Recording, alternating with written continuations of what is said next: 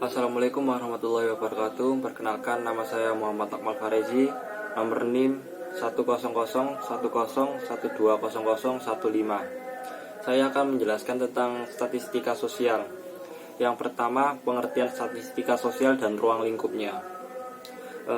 Yang pertama, statistik adalah suatu ilmu yang diawali dengan pengumpulan data, pengolahan, analisis, penarikan kesimpulan, serta pengambilan keputusan berdasarkan analisis yang dilakukan dari data tersebut. Sedangkan ilmu sosial secara umum memiliki fungsi dapat dimengerti, dipahami, menerangkan, meramalkan, dan mengawasi. Jadi, statistika sosial itu sebagai suatu disiplin ilmu diterapkan dalam memprediksi masalah-masalah sosial yang berkaitan dengan angka-angka, mengemban fungsi dan perannya. Ruang lingkup statistika sosial adalah statistika sosial deskriptif dan sosial inferensial.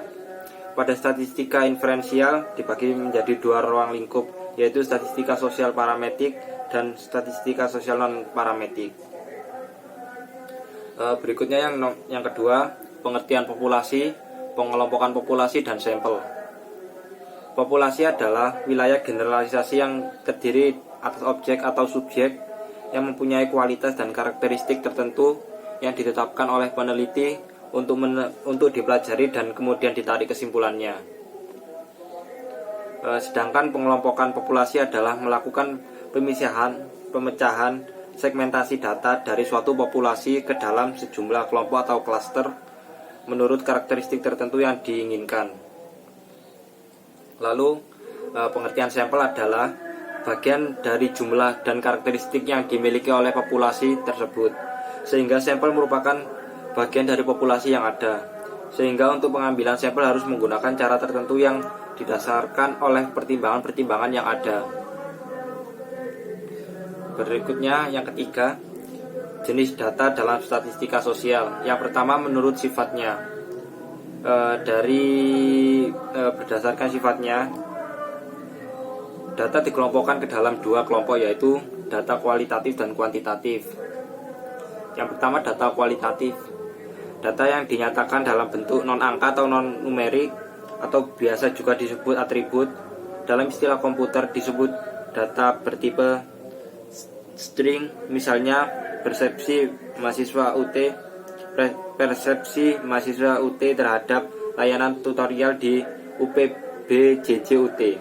Data yang diberikan berupa persepsi atau pendapat, sehingga jawaban yang mungkin adalah sangat baik, cukup baik, kurang baik, dan sangat kurang baik. Yang berikutnya ada data kuantitatif. Data yang dinyatakan dalam bentuk angka atau data numerik dalam komputer dikenal sebagai data numerik, misalnya data jumlah pemilihan modul UT, jumlah mahasiswa jurusan statistika masa registrasi 2010, dan sebagainya. Data kuantitatif dikelompokkan menjadi dua.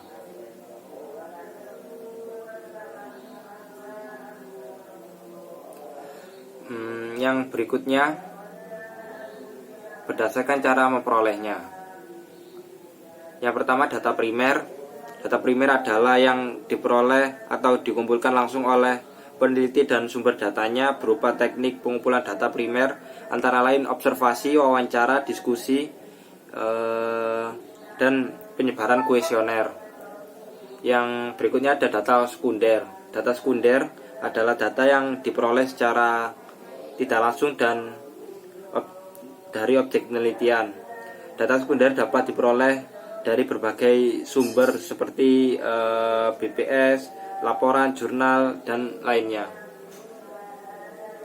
Berikutnya nomor 4, pengertian variabel dan penggunaannya. Variabel penelitian adalah konsep yang mempunyai bermacam-macam nilai atau mempunyai nilai yang bervariasi, yakni suatu sifat, karakteristik, atau fenomena yang menunjukkan sesuatu untuk dapat diamati atau diukur, yang nilainya berbeda-beda atau bervariasi. Fungsi dari variabel sebagai contoh, apabila Anda sedang mempelajari sekelompok anak-anak, Anak-anak di sana baru sebuah konsep. Namun apabila Anda tertarik untuk mengukur tinggi badannya, berat, usia, menentukan jenis kelamin dan sebagainya, berarti Anda sudah berbicara tentang variabel. Karena nilai bisa beragam dari anak ke anak. Untuk kepentingan penelitian, sebuah konsep bisa diubah menjadi satu atau beberapa variabel. Berikutnya, yang nomor 5, pengertian regresi dan relasinya dengan variabel. Regresi adalah suatu metode analisis yang biasa digunakan untuk melihat pengaruh antara dua atau banyak variabel. Umumnya analisis regresi digunakan untuk melakukan prediksi atau ramalan, sedangkan hubungan variabel tersebut bersifat fungsional yang diwujudkan dalam suatu model matematis. Analisis regresi sederhana adalah sebuah metode pendekatan untuk pemodelan hubungan antara satu variabel dependen dan satu variabel independen.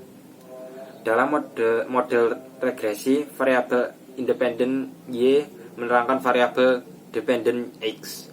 Dalam analisis regresi sederhana, hubungan antara variabel bersifat linear, di mana perubahan pada variabel X akan diikuti oleh perubahan pada variabel Y secara tetap. Sementara pada hubungan non-linear, perubahan X tidak diikuti dengan perubahan variabel Y secara proporsional. Jadi ada sedikit contoh analisis regresi sederhana dalam penelitian. Disajikan data misalkan dengan judul motivasi belajar siswa SMA. Dari judul tersebut, maka hipotesis atau kesimpulan sementara yang diajukan dan akan diuji dengan analisis regresi linear sederhana adalah ada motivasi belajar terhadap siswa SMA. Keterangan terkait data penelitian. Yang pertama, data itu diperoleh dari hasil penyebaran kuesioner atau angket menggunakan nilai skor total jawaban responden atas item-item soal kuesioner. Jika menggunakan kuesioner untuk data penelitian, maka item-item kuesioner tersebut harus dipastikan sudah lulus uji validasi dan reliabilitas terlebih dahulu. Yang ketiga, jumlah sampel yang digunakan adalah 12 responden atau siswa. Yang keempat, variabel penelitian motivasi belajar SMA, motivasi pada variabel X dan siswa SMA pada variabel Y. Sekian dari saya. Kurang lebihnya mohon maaf. Wassalamualaikum warahmatullahi wabarakatuh.